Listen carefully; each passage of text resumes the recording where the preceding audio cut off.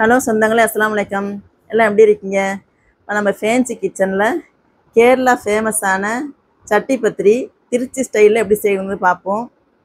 அடுக்கு பத்திரி எவ்வளோ அடுக்கடுக்காக எப்படி இருக்குது பாருங்கள், லேயர் லேயராக எப்படி செய்கிறதுன்னு பார்ப்போம். நம்ம வந்து ஒரு 1/2 கிலோ சிக்கன் எடுத்து இஞ்சி பூண்டு பேஸ்ட்டு, மஞ்சத்தூள், உப்பு போட்டு வேக வச்சுருக்கோம். இப்போ அந்த சிக்கனை எடுத்துக்கலாம். இந்த சிக்கனை எடுத்துகிட்டு தண்ணி வேஸ்ட் ஆக்கிடாதீங்க. சூப்பு வச்சுக்கலாம், எல்லாமே போட்டிருக்கு, அதனால் குடிச்சிக்கலாம், எல்லாம் செஞ்சுக்கலாம். இப்போ இந்த எடுத்த சிக்கனை நம்ம சின்ன சின்னதாக உதுத்து வச்சுக்கலாம். அப்படி எலும்பு இல்லாமல் எலும்பெல்லாம் கழிச்சிட்டு உதுத்து வச்சுக்கோங்க. நம்ம இதை வந்து மசாலா ரெடி பண்ணிடுவோம். அடுப்பில் கடாயை வச்சு கொஞ்சம் எண்ணெய் ஊற்றி நான் வந்து ஒரு 300 கிராம் பெரிய வெங்காயத்தை பொடிசாக அப்படி அறுத்து வச்சுருக்கோம். வெங்காயத்தை போட்டு நல்லா வதக்கிக்கலாம். நல்லா வெங்காயம் வதங்கட்டும். இந்த எண்ணெயில் ஒரு குடமிளகாயை பொடிசாக அறுத்து வச்சுருக்கோம், அதையும் போட்டுக்கலாம். 2 பச்சை மிளகாய் பொடிசாக அதையும் அறுத்து போட்டுக்குவோம். நல்லா எல்லாத்தையும் நல்லா வதக்கி விட்டுக்கலாம். நல்லா வதங்கட்டும். கொஞ்சம் மல்லித்தலை போட்டுக்குவோம். எல்லாத்தையும் போட்டு நல்லா வதக்கி விட்டதுக்கப்புறம் இஞ்சி பூண்டு பேஸ்ட்டு கொஞ்சம் போட்டுக்கலாம். உப்பு போட்டுக்கலாம் தேவையான அளவு. மஞ்சத்தூள் 1 ஸ்பூனு, மிளகாத்தூள் 1 ஸ்பூனு, சிக்கன் மசாலா 1 ஸ்பூன் போட்டுக்குவோம். கொஞ்சம் மல்லித்தூள், கொஞ்சம் மிளகு ஜீரகம் தூள் எல்லாம் போட்டு எல்லா மசாலா ஒன்றா போட்டு நல்லா மிக்ஸ் பண்ணி விடுவோம். நல்லா மசாலா நல்லா வதங்கி வரட்டும். ஒரு கைப்பிடி அளவு கான் வேக வச்சு வச்சுருக்கோம், சோளக்கான், அதையும் போட்டுக்கலாம். சிக்கனை ஊற்றி வச்சுருக்கிறதுல அதையும் போட்டுக்குவோம். உப்பு செக் பண்ணி பார்த்துட்டு உப்பும் போட்டுக்குங்க. நல்லா எல்லாம் ஒன்றா மிக்ஸ் பண்ணி விட்டுவோம். 2 ஸ்பூனு டொமேட்டோ சாஸ் ஊற்றிக்குவோம். அதில் நல்லா டேஸ்ட்டு கொடுக்கும். நல்லா எல்லாம் ஒன்றா போட்டு நல்லா மிக்ஸ் பண்ணி விடுங்க. மசாலா ரெடி ஆகிடுச்சு. மாவு ரெடி பண்ணி வச்சுருக்கோம். ஒரு 350 கிராம் மைதா மாவை சப்பாத்திக்கு மாதிரி நம்ம பிணைஞ்சி வச்சுருக்கோம். அது நல்லா சின்ன சின்ன உருண்டையாக போட்டுக்கலாம்.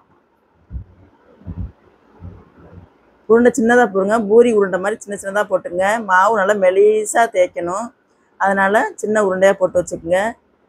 மெலிசாக மாவு தேய்ச்சி வச்சுக்கோங்க. பத்திரிக்கு மெலிசாக தான் இருக்கணும். மாவு போட்டு மாவு போட்டு நல்லா மெலிசாக தேய்ச்சி வச்சுப்போம் எல்லா மாவையும். இதே போல் நீங்கள் செஞ்சு பாருங்கள், சூப்பராக இருக்கும். நம்ம வந்து எல்லாம் சோளக்கான், குடமிளகா, டொமேட்டோ சாஸ் எல்லாம் ஊற்றிருக்கோம். பீஸா மாதிரியும் இருக்கும். பீஸா பத்திரி இது. அடுக்கு பத்திரி, பீஸா பத்திரி, சட்டி பத்திரி எது வேணாலும் சொல்லிக்கலாம். இந்த மாதிரி மெலிசாக நல்லா ரவுண்டாக தேய்ச்சி எண்ணெயெல்லாம் ஊற்றி சுட வேணாம், சும்மா கல்லில் போட்டு வாட்டி எடுத்தால் போதும். தோசைக்கல்லை காய வச்சு லைட்டாக 2 சைடும் திருப்பி போட்டு வாட்டி எடுத்துக்கிட்டால் போதும். இப்போ மாவு சப்பாத்தி எல்லாம் ரெடி ஆகிடுச்சு. நம்ம வந்து ஒரு பாத்திரத்தில் ஒரு 5 முட்டையை உடச்சி ஊற்றிக்குவோம். இந்த பத்திரிக்கு தேவையான முட்டை 5 முட்டையை உடச்சி ஊற்றிக்குவோம். கொஞ்சம் உப்பு போட்டுக்கலாம், கொஞ்சம் மிளகுத்தூள், கொஞ்சம் ஜீரகத்தூள் போட்டு நல்லா அடித்து எடுத்துக்கலாம். இது ஒரு விக்ஸ் வச்சு நல்லா அடித்து எடுத்துக்கோங்க. ஒரு 1/2 டம்ளர் காய்ச்சின பால் ஊற்றிக்கலாம். கெட்டியான பால் 1/2 டம்ளர் ஊற்றிக்குவோம்.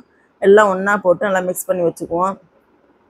இப்போ ஒரு வந்து நல்லா அடிகனமான சட்டி எடுத்து நெய் தடவி நல்லா வச்சுக்கோங்க. சுற்றிலும் ஃபுல்லும் நல்லா நெய் தடவி வச்சுக்கோங்க. அடுப்பில் வைக்க வேணாம்.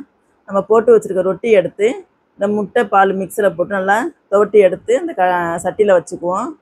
இந்த சிக்கன் மசாலாவை எடுத்து நல்லா ஃபுல்லும் நல்லா பரத்தி விடுவோம். அதுக்கு மேலே ஒரு சீஸ் வச்சுக்குவோம். சில்லி சீஸை ஒன்று வச்சுக்கலாம். மறுபடியும் அதே போல் ஒரு சப்பாத்தி எடுத்து இந்த முட்டையை நல்லா முக்கி மறுபடியும் அது மேலே வச்சு மறுபடியும் அதே போல் சிக்கனை வச்சுக்குவோம். ரவுண்டாக ஃபுல்லாக எல்லா சைடும் படுற மாதிரி வச்சுக்கோங்க. அதுக்கு மேலே ஒரு சீஸை வச்சுக்கோங்க. அதே போல் மறுபடியும் இன்னொரு சப்பாத்தி எடுத்து அதே போல் நல்லா மேலே அடுக்கி 5 லேயர் 6 லேயர் அடுக்கி அதே போல் எல்லாத்தையும் போட்டு நல்லா அடுக்கி வச்சுக்கோங்க. ரெடி ஆகிடுச்சு. இப்போ வந்து மிச்சம் இருக்கிற முட்டை பால் மிக்ஸை வந்து அந்த ரொட்டிக்கு மேலே நல்லா ஊற்றிடுவோம். சட்டி நல்லா ஃபுல்லாக ஓரமாக நல்லா ஊற்றி விட்டு அடுப்பை வந்து ஒரு 5 நிமிஷம் ஹை ஃப்ளேமில் வச்சுக்கோங்க. பக்கத்தில் ஒரு தோசைக்கல்லை காய வச்சுருக்குறோம், காஞ்சிருச்சு. இப்போ இந்த 5 நிமிஷம் காஞ்சதையும் இந்த சட்டியை தூக்கி தோசைக்கல் மேலே வச்சு அடுப்பை சிம்மில் வச்சு ஒரு 1/2 மணி நேரத்துக்கு அப்படியே வச்சுருங்க. இந்த தோசைக்கல் சூட்லையே இது நல்லா வெந்து வரணும். பாருங்கள், ஒரு சைடு நல்லா வெந்துருச்சு, அடிப்பகுதி நல்லா வெந்துருச்சு. இப்போ மேலே வந்து இன்னொரு கடாயை வச்சு அதே போல் திருப்பி விட்டு கவுத்து எடுத்துக்கலாம். இதே போல் திருப்பி விட்டு கவுத்து எடுத்து அதே போல் தோசைக்கல் மேலேயே வச்சு நல்லா ஒரு 1/4 மணி நேரத்துக்கு இருக்கட்டும். அடிப்பாகமும் நல்லா வெந்துடும். இப்போ பாருங்கள், 2 சைடு நல்லா வெந்துருச்சு. ஒரு தட்டில் வந்து கவுத்தி எடுத்துக்குவோம். இது பாருங்கள், ரெடி ஆகிடுச்சு. நான் ஒரு தட்டில் வச்சு கவுத்தி எடுத்துக்கிறேன். சூப்பரான அடுக்கு பத்திரி, சீஸ் அடுக்கு பத்திரி ரெடி ஆயிடுச்சு.